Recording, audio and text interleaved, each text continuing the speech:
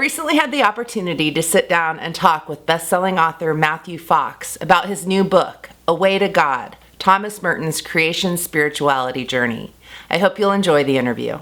Pope Francis recently declared the late Trappist monk and social activist Thomas Merton one of 4 exemplary Americans who provide wisdom for us today. Who was Thomas Merton, and how would you summarize the wisdom that he offered? Well, Thomas Merton was a Catholic monk in the Trappist order, which is a very strict monastic order.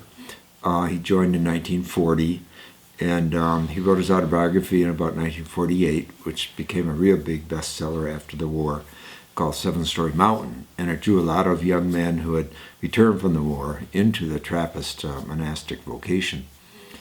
But it was quite a dualistic book. But it was in the late 1950s that he stumbled across Meister Eckhart, really, through the teachings of Dr. Suzuki, the great Japanese Zen teacher who brought Zen to America.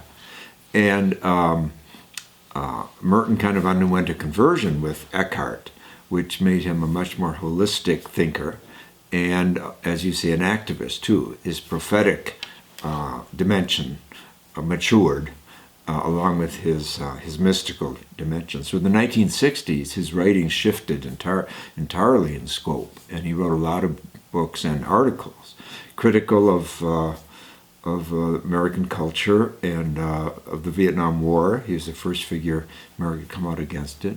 He was very ecumenical, reaching out to Buddhists and Hindus and others, and Jewish rabbis, Rabbi Zalman Schachter, Rabbi Heschel was close to Merton, and to cultural figures. Joan Baez went on picnics in his monastery with him, and he loved Bob Dylan's music and so forth. So he was an amazing figure because he was both so broad in his interest and so deep. And what inspired you to write A Way to God about Thomas Merton? Well, last year, 2015, was the centennial of his birth. I was invited to give a talk through the auspices of the Thomas Merton Center in Louisville, Kentucky, because his monastery was very near Louisville. And they asked me to talk about Merton and myself, and I slipped in Meister Eckhart as well, because Eckhart was such an important figure in through the influence of Dr. Suzuki, because Dr. Suzuki told Eckhart, he had told Merton, you have to read the one Zen thinker of the West who's Meister Eckhart.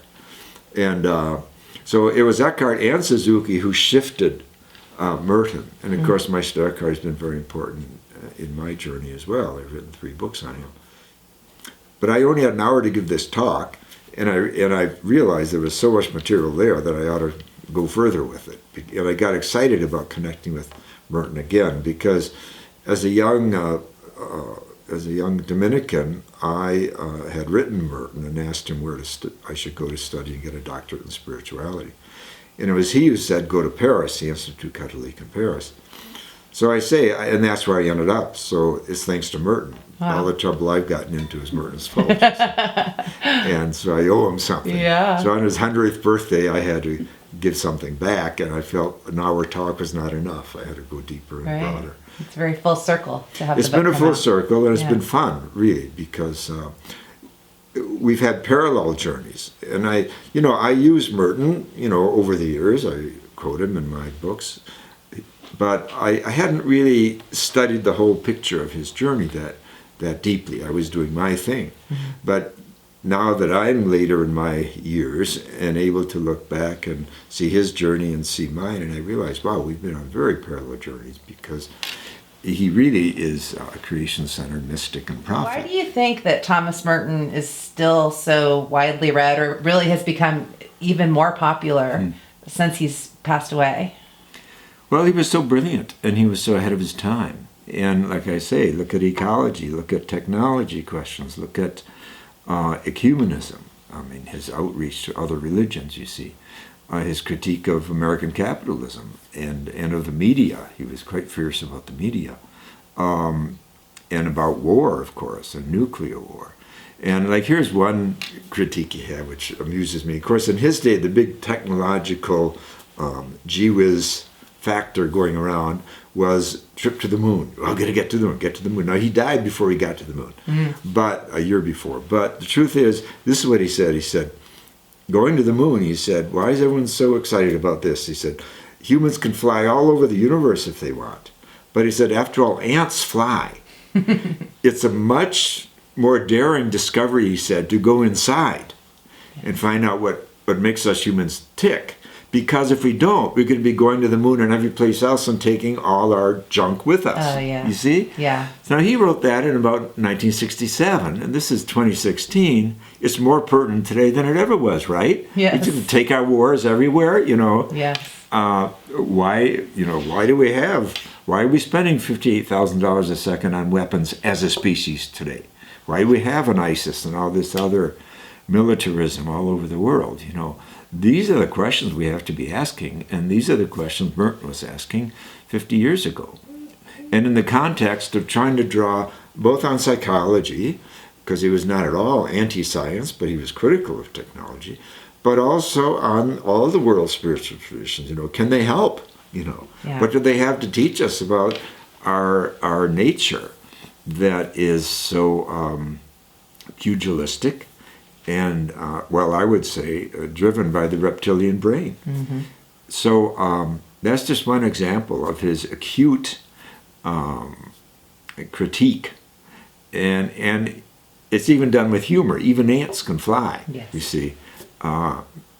There's a wonderful poem he has about, can I share it? Sure. Oh, great. About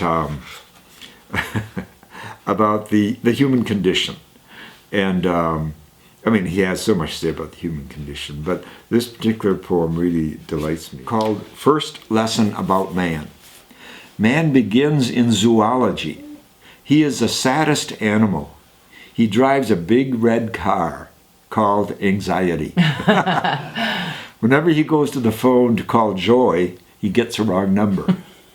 Therefore, he likes weapons. He knows all guns by their right names. He drives a big black Cadillac called Death. Now he is putting anxiety into space. He flies his worries all around Venus, but it does him no good.